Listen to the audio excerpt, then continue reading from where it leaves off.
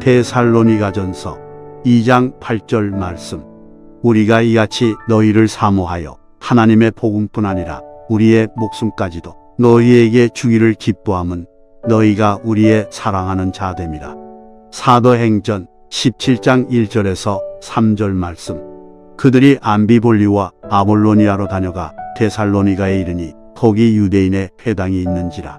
바울이 자기의 관례대로 그들에게로 들어가서 새 안식일에 성경을 가지고 강론하며 뜻을 풀어 그리스도가 해를 받고 죽은 자 가운데서 다시 살아나야 할 것을 증언하고 이르되 내가 너희에게 전하는 이 예수가 곧 그리스도라 하니. 아멘. 바울은 여러분이 알고 계신 것처럼 교회를 피박하고 또 그리스도인들을 잡아다가 옥에 가두는 일에 앞장섰던 그런 박해자였지요. 그런 그가 다메섹을 지나다가 강권적인 하나님의 은혜로 예수 그리스도를 만나고 그분을 구원자로 영접하게 됩니다. 그리고 그의 삶은 180도로 바뀌어지게 되지요. 교회를 핍박하고 예수를 핍박하며 기독교인들을 옥에 잡아 넣던 그가 이제는 바뀌어져서 교회를 사랑하고 또 어떻게든 한 영혼이라 할지라도 그리스도 앞으로 인도하고자 하는 그의 전도의 열정은 그의 사역의 현장 속에서 우리가 발견할 수 있습니다. 심지어는 40에서 하나 감한 매를 5번씩이나 두들겨 맞으면서도 그의 전도의 열정은 꺾이지 않았습니다. 한 영혼을 그리스도 앞으로 인도할 수 있다면 언제든 그는 고난을 감수했던 것이지요. 그가 수많은 전도 여행을 이제 실시합니다. 그런 전도 여행 중에 가장 큰 전도의 열매가 있었던 곳이 바로 데살로니가였습니다. 당시 데살로니가는 마케도냐 지방의 수도였습니다. 성경학자들은 바울이 이곳에 그리 오래 머물지 않았다고 했습니다. 약 한 6개월 미만 정도. 그러니까 바울이 한 곳에 이제 전도 사역을 펼치는 데 있어서 뭐 1년, 2년은 예사였던 겁니다. 그런데 데살로니가 이 지역에서는 6개월 미만 정도 체류하면서 복음을 전하지 않았느냐, 그렇게 성경학자들은 이해하고 있습니다. 본문에서 우리가 볼 수 있는 것처럼 이 데살로니가 이 지역을 방문한 이 바울은 관례대로 유대인 회당을 빌립니다. 사용 허가서를 얻는 것이지요. 그리고는 그 회당을 통해서 바울은 집중적으로 복음을 오늘 본문에 보니까 3주 정도 그렇게 복음을 전한 것으로 알 수 있습니다. 그리고는 그 회당을 떠나서 야손이라고 하는 그 집에서 오늘날로 말하면 일종의 속회 모임 같은 성경 공부, 이런 모임을 통해서 복음을 계속 전한 것으로 우리가 알 수 있습니다. 그런데 이렇게 회당에서 3주, 야손의 집에서 또 이렇게 속회 모임을 통해서 복음을 전한 이 일들을 볼 때 참 괄목할 만한 그런 귀한 결실을 거두었던 것을 알 수 있습니다. 그래서 바울의 전도 여행 중에 이 데살로니가 이 지역은 어떤 곳보다도 이 전도 열매를 맺었던 곳으로 그렇게 우리에게 알려지고 있습니다. 우리가 데살로니가 전서 1장 9절에 의하면 바울이 복음을 전할 때 많은 사람들이 우상을 숭배하는 것은 이것은 큰 죄악이구나, 이 사실을 깨닫고 이들은 과감하게 우상을 버리고 살아계신 하나님을 경배하는 그런 믿음의 사람들로 이들이 거듭나게 되지요. 그래서 데살로니가전서 1장 9절에 보면 우상을 버리고 하나님께로 돌아와서 진실되게 이들이 하나님 한 분만을 경외했다라고 하는 말씀이 데살로니가전서 1장 9절에 기록되어져 있습니다. 뿐만 아닙니다. 이들은 짧은 역사 가운데에서도 이 데살로니가 교회는 1장 7절에 의하면 모든 믿는 자들의 본이 되었다라고 말씀하고 있습니다. 믿는 자의 본이 됐다. 그리고는 이어서 데살로니가전서 1장 8절에 의하면 그 소문이, 이 교회에 관한 이 좋은 소문이, 그리고 이 교회를 섬기는 성도들의 그 신앙이 각처에 소문이 퍼지게 됐다라고 말씀하고 있습니다.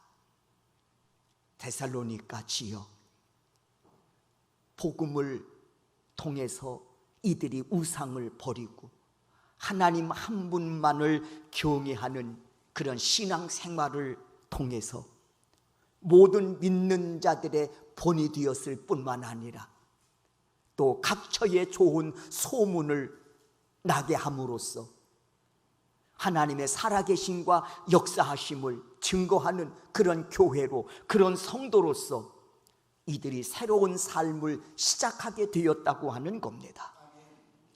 우리는 이와 같은 말씀에 도전을 받습니다. 바울과 그가 이끄는 전도팀이 이 데살로니가 지역에서 어떻게 전도했길래 이렇게 놀라운 일들이 이 데살로니가 교회를 통해서 증거되어지고 있을까라고 하는 점입니다. 어떻게 전도 사역을 펼쳤길래 이 데살로니가 이 교회가 본이 되고 각처에 좋은 소문을 퍼뜨리는 그런 복음의 전초 기지로서 한 시대에 우뚝 세움을 받게 되었느냐고 하는 겁니다. 저는 오늘 두 가지로 말씀을 드리려고 합니다. 첫째는 복음적인 메시지가 이런 결과를 낳았다고 하는 겁니다. 복음적인 메시지가 선포된 결과, 이런 결과를 낳게 됐다. 오늘 우리가 방금 읽었습니다. 사도행전 17장 2절과 3절이지요. 다시 한번 좀 우리가 이 말씀을 읽도록 하겠습니다. 읽습니다. 바울이 자기의 관례대로 그에게로 들어가서 새 안식일에 성경을 가지고 강론하며 뜻을 풀어 그리스도가 해를 받고 죽은 자 가운데서 다시 살아나야 할 것을 증언하고 이르되 내가 너희에게 전하는 이 예수가 곧 그리스도라 하니. 그렇습니다. 바울은 데살로니가 이 지역에 도착하자마자 관례대로 전에도 그랬듯이 이번에도 회당을 찾습니다. 그리고는 사용 허가를 받아서 3주 동안 이곳에서 말씀을 전합니다. 이때 이 바울의 이 말씀의 주제는 뭡니까? 말씀을 전하는 그 과정을 보면, 그리고 그 말씀의 그 내용을 보면 이렇습니다. 3절을 보면 먼저 성경 말씀을 읽었습니다. 오늘날로 말하면 본문을 읽은 것이지요. 여러분, 내가 오늘 여러분에게는 이 본문에 의거해서 하나님의 말씀을 전하겠습니다. 본문을 읽었습니다. 그리고는 3절을 보십시오. 뜻을 풀어. 읽고 난 다음에 성실하게 그 말씀을 해석해서 성경을 그들에게 풀어주었다는 것입니다. 오늘 읽은 말씀은 여러분 이런 뜻입니다 하고는 그 본문에 의거해서 말씀을 풀어 복음을 전했다는 것입니다. 근데 그 말씀의 중심이 뭡니까? 복음의 그 핵심, 그 복음의 중심이 뭡니까? 바로 예수 그리스도이시죠. 딴소리 한 게 아니에요. 본문을 읽고 해석함에 있어서 예수 그리스도가 드러나게 했다는 겁니다. 다시 말하면 예수 그리스도가 이런 분이십니다 라고 하는 말씀을 전했다고 하는 것이지요. 그러면서 오늘 본문을 3절을 보십시오. 그리스도가 해를 받고 우리가 믿고 구원받아야 될 그 예수 그리스도는 어떤 분이십니까? 해를 받고, 이 말은 뭡니까? 십자가에 달려 죽으심을 말하는 겁니다. 온 인류의 죄를 사하시기 위해서 예수 그리스도는 십자가에 달려 죽으신 분입니다. 이 사실을 전한 겁니다. 그리고 그 예수 그리스도는 사망 권세를 깨뜨리시고 3일 만에 부활하심으로써 이를 믿는 모든 자들에게 죄사함과 영생의 길을 열어놓으심으로써 그분은 우리의 구원자가 되십니다. 우리의 구원의 주가 되십니다 라고 하는 이 사실을 전했다는 겁니다. 이것이 바로 복음이 아니겠습니까? 때문에 교회가 성경에 근거한 이 복음의 메시지를 상실하면 그곳은 더 이상 교회라고 할 수가 없는 겁니다. 오늘 여러분 이 시간에 왜 이 자리에 여러분들이 나와 계십니까? 이유는 하나요. 예배를 통해서 하나님의 말씀을 내 영혼의 양식으로 삼고자 함인 줄로 믿습니다. 철학적인 얘기를 들으러 온 것도 아니고 도덕적인 이야기를 들으려고 한 것도 아니고 어떤 세상의 다른 전문 지식을 얻으려고 이 땅에 이곳에 오신 분 한 분도 없을 거예요. 그러면 다른 곳을 찾으셨겠지요. 이 자리에 나오신 이유는 단 하나입니다. 예배를 통해서 하나님의 말씀을 내 영혼의 양식으로 삼고자 함이 아니시겠습니까? 그러니까 교회가 성경에 근거한 이 복음의 메시지를 상실하면 그것은 더 이상 교회의 의미를 상실한단 말입니다. 그러므로 교회는 무엇보다도 이 복음이 선포되어지는 거룩한 장소가 되어야 할 것입니다. 저도 선교를 준비하고 말씀을 전할 때 가장 중점을 두는 것이 뭐냐? 본문에 의도된 말씀을 가감없이 전하는 것입니다. 저 역시 여러분 오늘 이 말씀을 여러분에게 전하려고 합니다. 본문을 읽습니다. 그리고 그 본문에 의거해서 복음을 전합니다. 그 중심에는 예수 그리스도가 계신 겁니다. 그분을 우리의 죄를 위해 십자가 달려 돌아가시고 3일 만에 부활하심으로써 믿는 자들에게 죄사함과 영생의 길을 열어놓으셨습니다. 우리는 그 은혜를 힘입어 오늘을 살아가는 믿음의 사람들입니다. 세상 속에서도 이 정체성을 잃지 않고 하나님이 세워주신 그 삶의 자리에서 빛이 되어 복음을 전하는 믿음의 사람으로 최후 총창역까지 우리가 달려가야 할 겁니다. 핵심은 이거 아닙니까? 네? 그래서 사도행전을 통해서 강조되는 것이 있습니다. 말씀의 역사와 더불어서 성령의 역사입니다. 말씀이 증거되어지는 곳에는 언제나 성령님이 강권적으로 역사하셨다는 것이죠.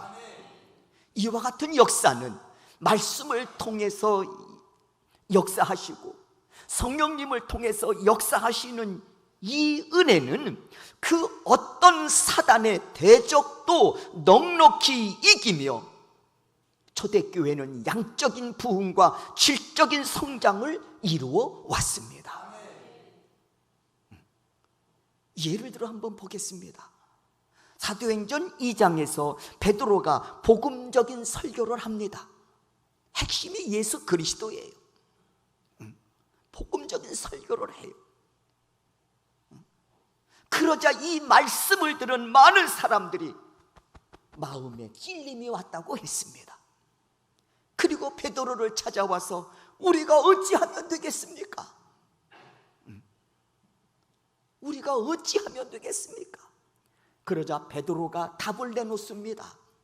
회개하여 세례를 받고 죄사함을 받으라. 그리하면 성령님을 선물로 받으리라.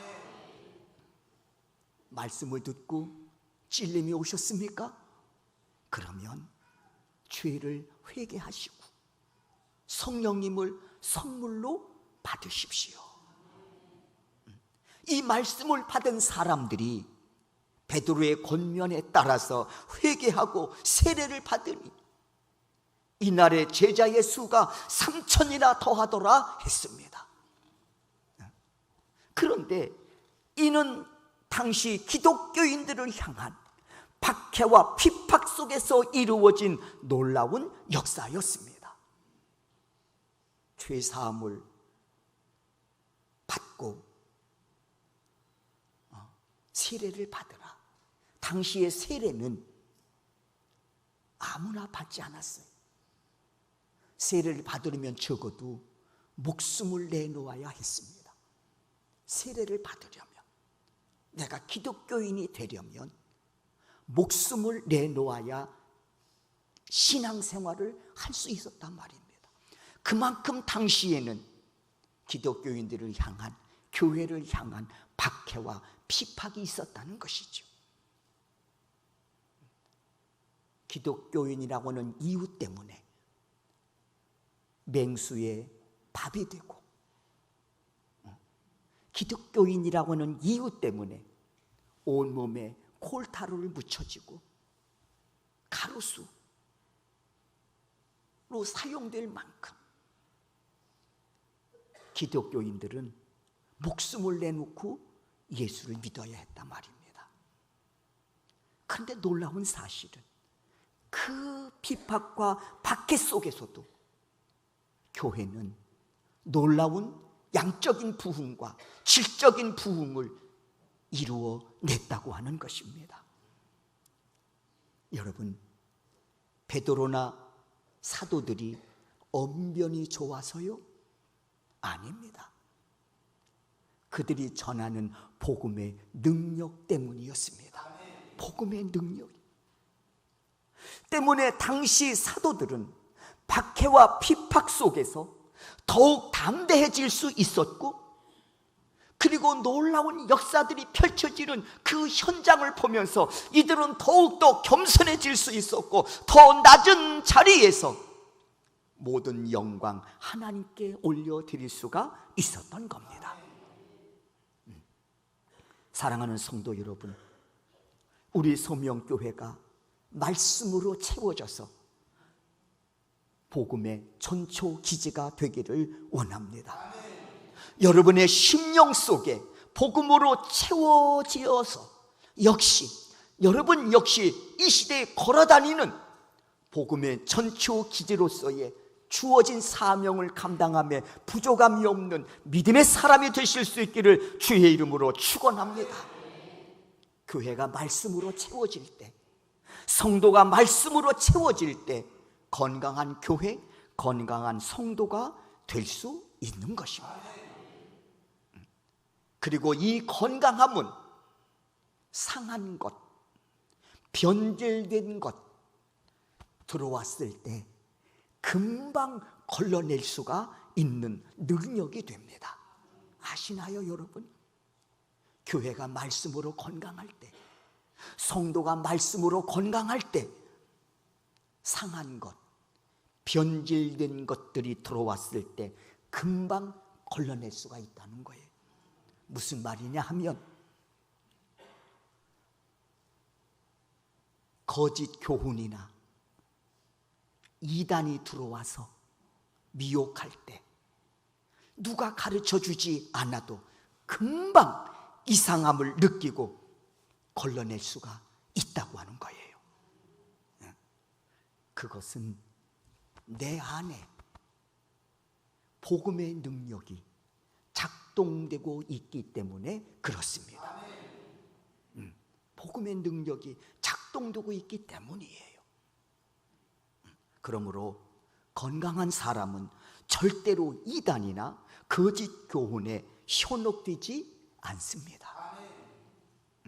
사랑하는 성도 여러분, 교회를 위해 기도하시되 우리 소명교회가 복음적인 건강한 교회로 양적으로 질적으로 부흥과 성장을 이룰 수 있도록 기도해 주시기를 바랍니다. 교회는 영적으로 우물과 같은 곳입니다.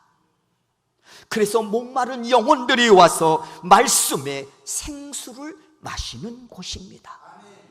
맑고 깨끗하고 시원한 생수를 공급하는 복음적인 교회가 될 수 있도록 교회와 목사를 위해서 기도해 주시기를 바랍니다.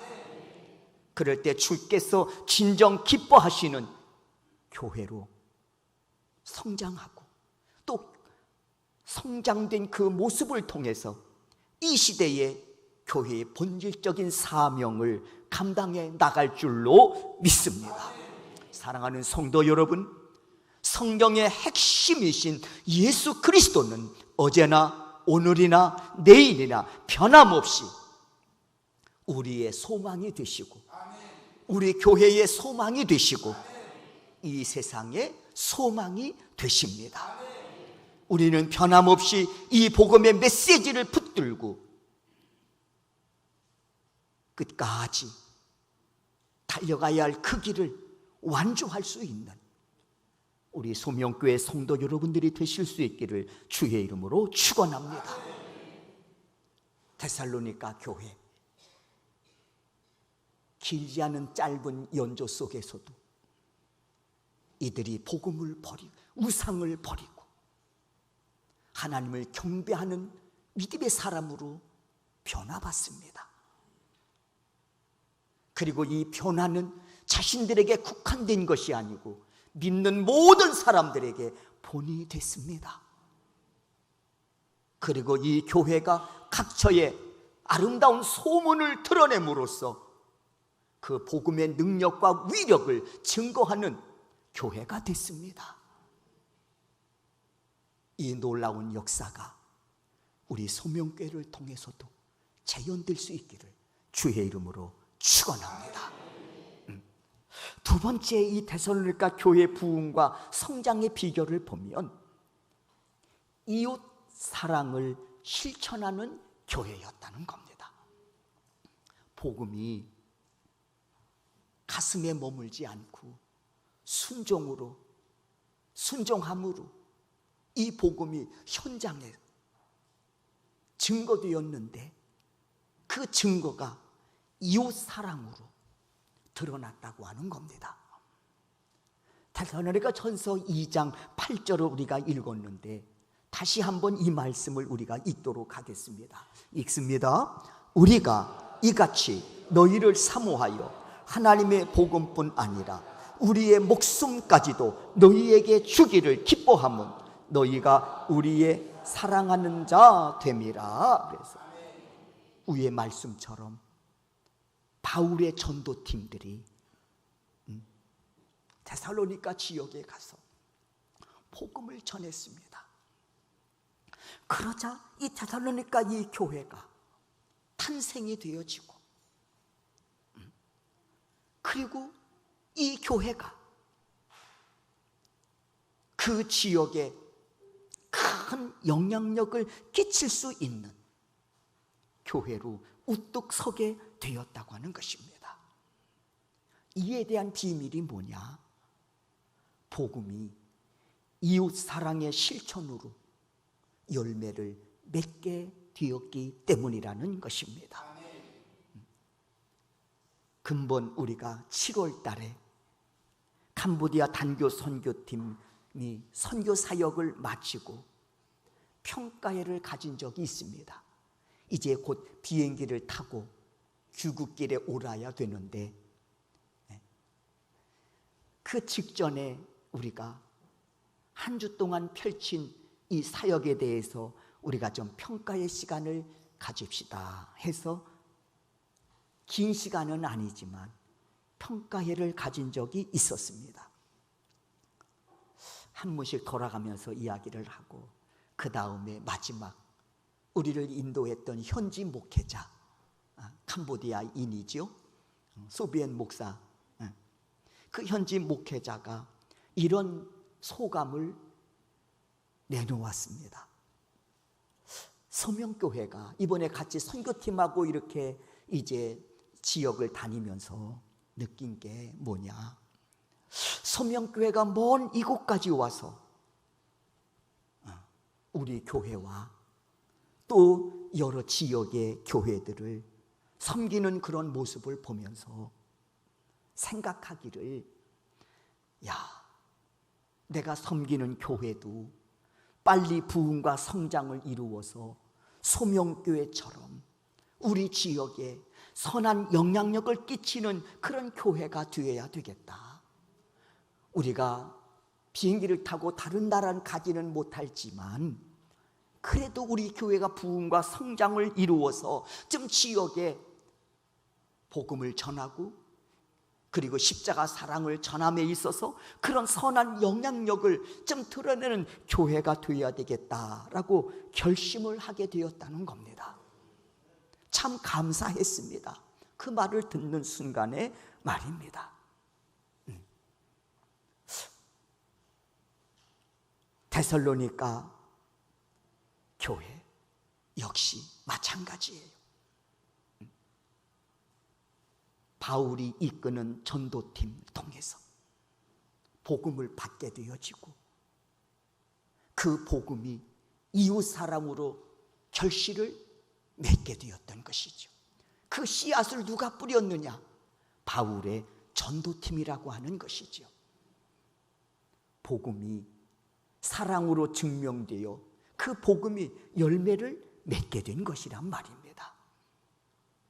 그동안 한국 교회가 열심히 전도하면서도 거기에 걸맞는 전도 열매를 맺지 못한 원인이 있다면 뭘까? 이런 생각을 해봤습니다. 이웃 사랑으로 증명되지 못한 결과가 아닐까? 그런 생각을 해보게 됐습니다. 그래서 우리가 10여 년 전에 소명교회가 창립이 되어지고 첫 주일 설교를 제가 하면서 이런 말씀을 드렸지 않습니까? 우리 소명교회가 분명한 색깔을 가지고 이제 우리가 신앙생활을 하게 될 텐데, 그것은 국내 선교와 해외 선교에 비중을 두고 사역을 펼치겠다고 제가 선언을 했습니다. 그래서 2012년도 12월에 창립 예배를 드리고, 그 다음 해 2013년도 8월에 국내 선교를 순창으로 정하고 2박 3일 약 그때 한 30여 명, 말하자면 전교인이라고 할 수 있습니다. 전교인 출동입니다. 약 30여 명이 국내 선교를 은혜 중에 마쳤던 기억을 지금도 기억하고 생생히 기억하고 있습니다. 그리고는 국내 선교를 마치고 그 다음 주에 또 해외 선교 약 22명, 22명이 필리핀 다바오 지역 마닐라에서 또다시 비행기를 한 2시간 타고 이 다바오 지역으로 가서 한 주간 또 복음을 전하고 그리스도의 사랑을 나누었던 일 역시 기억하고 있습니다. 코로나 기간만 빼고 지속적으로 필리핀, 캄보디아를 통해 꾸준히 선교 활동을 해오다가 올해 7월 달에는 32명이 그동안 구축해 놓은 우리 선교 벨트가 있지 않습니까? 캄보디아 푸놈펜에서 깐풍 츠낭 이어지는 그 선교 지역을 중심으로 한 주간 복음과 그리스도의 사랑을 나누고 돌아왔습니다. 그리고 금년 3월에 생천지방 목사님과 사모님 26분과 함께 우리가 구축해 놓은 선교 지역을 돌아보며 선교 활동을 했습니다. 참석하신 목사님들이 이런 말씀을 하시더라고요. 선교 현장을 돌아보니 소명교회가 그간 10년 동안 어떤 마음으로 선교지를 개척하고 돌보아 왔는지 알겠다고 하시면서 선교의 참 모델을 보는 것 같다고 말씀들을 하시더라고요. 그때 저는 우리 소명교회와 우리 성도들을 사용하신 하나님께 감사를 드렸습니다. 그러면서 목사의 그 목회 비전에 묵묵히 순종하며 오늘 여기까지 충성하고 헌신하며 섬기신 성도님들을 생각하며 감사하지 않을 수 없었습니다. 그리고 여러 성도님들이 말씀하시기를 우리도 이제는 선교관을 좀 지어서 선교팀 숙소로 이용할 뿐만 아니라 또 다양하게 선교 정책을 우리 선교관을 통해서 펼쳤으면 좋겠다고 하는 말씀들을 하시더라고요. 그 말씀이 씨앗이 돼서 금년의 선교 지역 중심이 되는 그 선교 벨트 딱 중앙에 720평 땅을 구입하고 설계 도면을 지난주에 보냈습니다. 이제 이번 주 목요일 화상으로 회의를 합니다. 이 회의에서 조율이 잘 되면 장로님들이 캄보디아에 들어가셔서 계약을 합니다. 이제 건축 계약을 하는 거죠. 그리고 우기가 끝나는 12월 달부터 건축을 시작하려고 합니다. 그래서 내년 부활주일 전후로 좀 준공을 목표로 일을 추진하고 하고 있습니다. 좀 부활주일 전후로 좀 준공이 돼서 좀 예배를 좀 거기서 준공 예배를 드렸으면 좋겠다. 여러분 기도해 주시기를 바랍니다. 저는 우리 교회가 데살로니가 교회처럼 복음과 더불어서 이웃사랑을 실천하는 데 있어 모든 교회의 본이 되어 하나님께 영광 올려드리는 그런 이 시대의 교회가 되기를 소망합니다. 여러분 역시 이 소망을 부둥켜 안고 종과 함께 10여 년을 오늘 여기까지 달려오신 줄로 믿습니다. 하나님의 뜻이 계시고 섭리가 계셔서 이곳에 우리 소명교회를 세우시고 오늘까지 복음을 전하는 전초기지로 사용해 주심을 감사합니다. 우리 소명교회가 그리고 이 재단의 지체로 부름받은 여러분 모두가 복음으로 가득 채워져서 순종할 때마다 이웃사랑을 통한 아름다운 열매들이 여러분의 신앙의 여정 속에 우리 소명교회가 써가는 역사 속에 아름다운 열매로 맺어져서 하나님 앞에 세상 앞에 우리 소명교회가 여러분의 또 믿음이 보석처럼 귀히 사용되어지고 하나님이 세워주신 그 자리에서 어둠을 비치는 등대로서의 주어진 그 사명을 감당해가는 우리 모두가 될 수 있기를 주의 이름으로 축원합니다. 예수의 마음을 다해